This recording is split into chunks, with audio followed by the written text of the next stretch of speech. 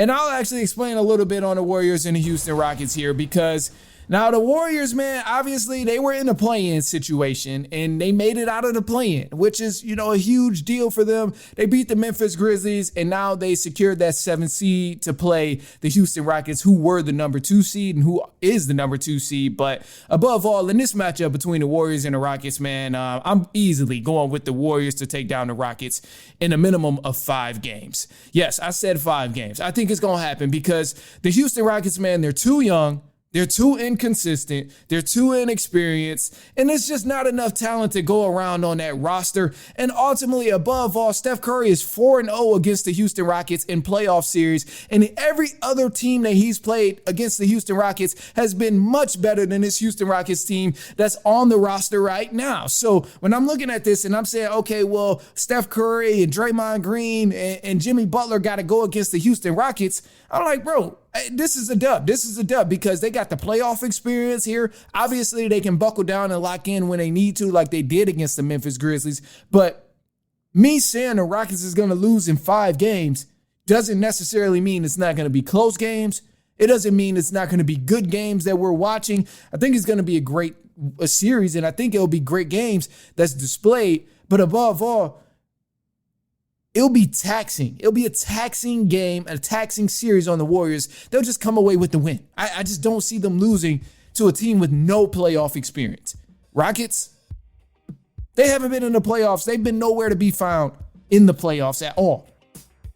And yes, they were the 2nd seed.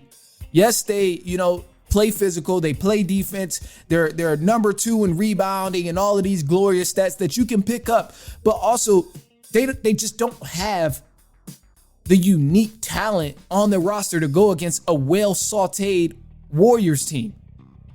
Because Draymond Green, champion. Jimmy Butler got to the finals multiple times. Steph Curry, champion, MVP finals. Like, come on, man. Matchup-wise, it's going to be tough to play. But above all, with this Warriors team, with their experience and all of that stuff, I think they got it in the bag. And sometimes star power is just all you need to win the series. Like, Rockets don't even have enough star power to even be in the same conversation as the Golden State Warriors. Yes, I know they play defense. I know they play physical. And I think it will be a taxing series. Like I mentioned, the Rockets, they're a physical team. You got Steven Adams. You got Dylan Brooks over there. We're going to probably see a lot of technical fouls and a lot of physical play, which is cool and expected. And that's exactly why I say it'll be a great series. It'll be a great games that we witness in this series. But above all, when it comes to closing out games, I trust Steph Curry much more than I do Jalen Green. I trust Draymond Green much more than I do Dylan Brooks. I even trust Jimmy Butler much more than I do Jabari Parker or not Jabari Parker. The other center. Y'all know, you know who I'm talking about. But I trust just about anybody on the Warriors team to close out games in a fashion that's going to help them win a game much more than I do the Houston Rockets, because they don't have guys on there. They just don't have many players on there. They don't have anybody who's a champion on there when I look at the roster. And let me just double check too, because, I'm almost certain that there's even bench players on the Golden State Warriors that are champions.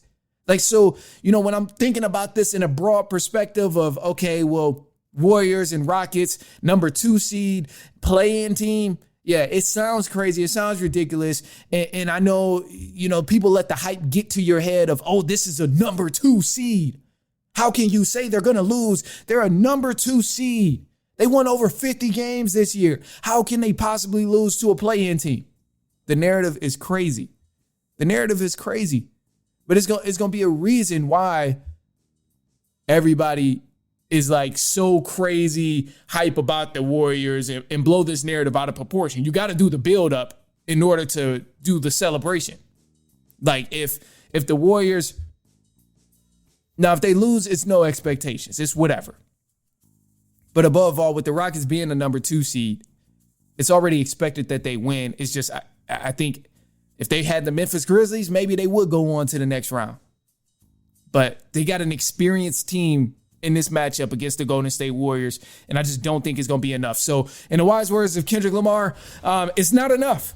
When I think of this series between the Houston Rockets and the Golden State Warriors, I just think of that Kendrick Lamar. When he said it's not enough. It's just not enough. The Rockets don't have enough, bro. They don't have enough star power. They don't have enough talent. They don't have enough experience. And they're just far too inconsistent above all. But I see the Warriors definitely winning this series because they close games. Obviously, we've seen how they closed out the season. It was a little shaky, but in the play-in game, it was belt to ass. And I think this series against the Houston Rockets is going to be belt to ass. And we'll see some great games. We'll see some physical play. That's some things you can expect to see. Maybe a lot of technical fouls because the rivalry of Draymond Green and Steven Adams is going to be back at it. Dylan Brooks is going to be yapping. Draymond is going to be yapping. It's going to be interesting, but they just don't have enough. Fred VanVleet ain't going to be the point guard to get you to the conference finals. Jalen Green giving you 30 points, and then the next game shooting 2 for 17 ain't going to cut it, man. I'm sorry. I'm sorry. They're not even, they're just not deep enough, man. Not deep enough. Jabari Smith, great player. Şengün, great player. They do have talent, don't get me wrong, but they just don't have enough to hang with the Golden State Warriors and close out a 7-game series.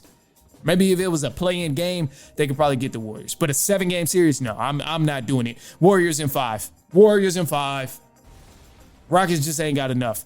Anyway, so look, man, that's all I got for y'all today. I do appreciate you if you've been kicking it with me. Whether it's your Saturday, your Sunday, whatever day y'all be listening to these, I definitely appreciate it, of course.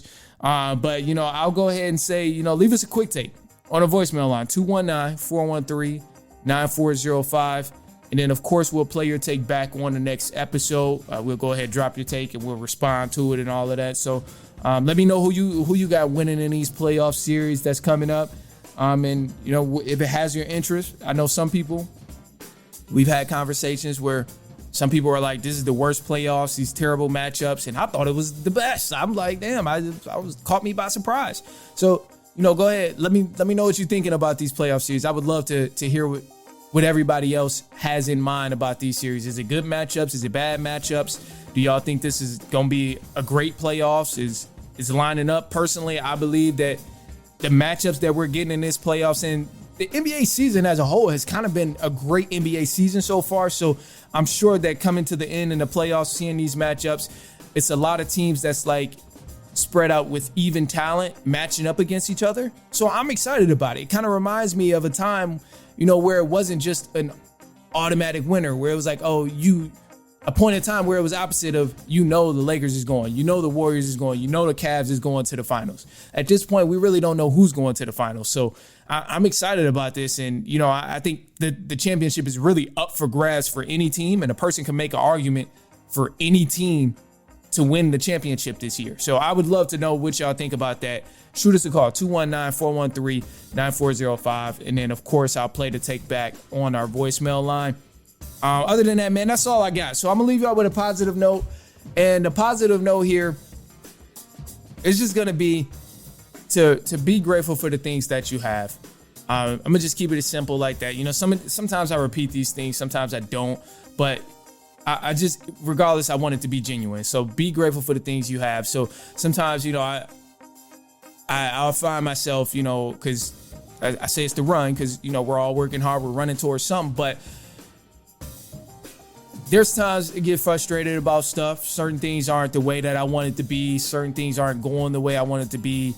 I have to remind myself of being grateful for the things that's already there. All right, cool. I got a platform that I use. I got a platform, whether it's 12, 200, 2,000, 200,000 people listening, whatever it is, I try to make sure I'm grateful for it, because there was a point in time where I, didn't have the platform at all. I was watching other platforms, and nothing is wrong with watching other platforms. I mean, I still watch other platforms, but there was times I was watching other platforms wishing that I was able to do that.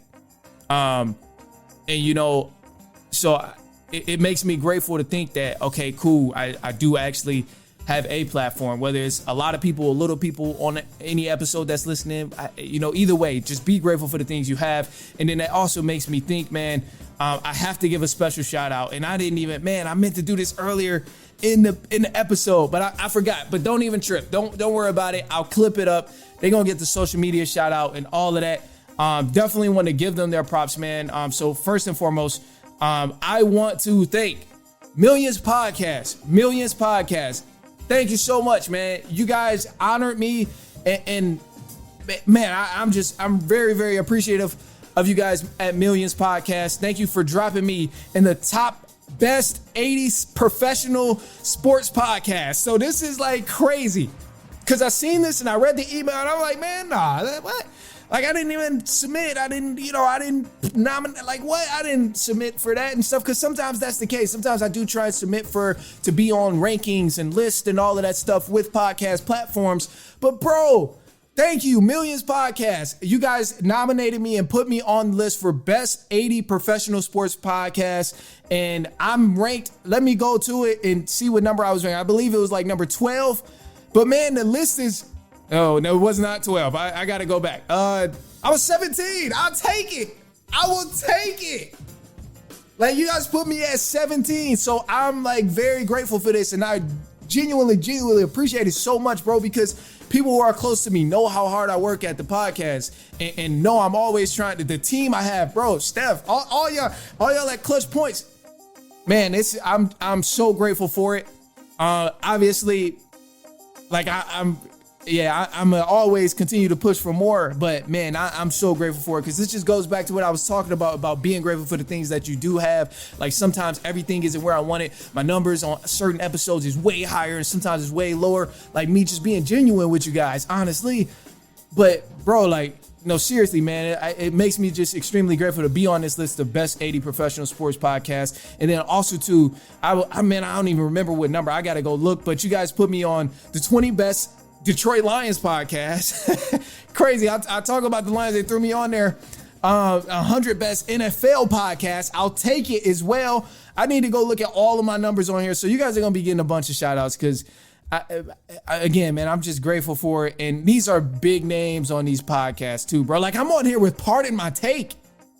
I'm on here with Pat McAfee. I don't know how Pat McAfee is at number 2, but I'll take it.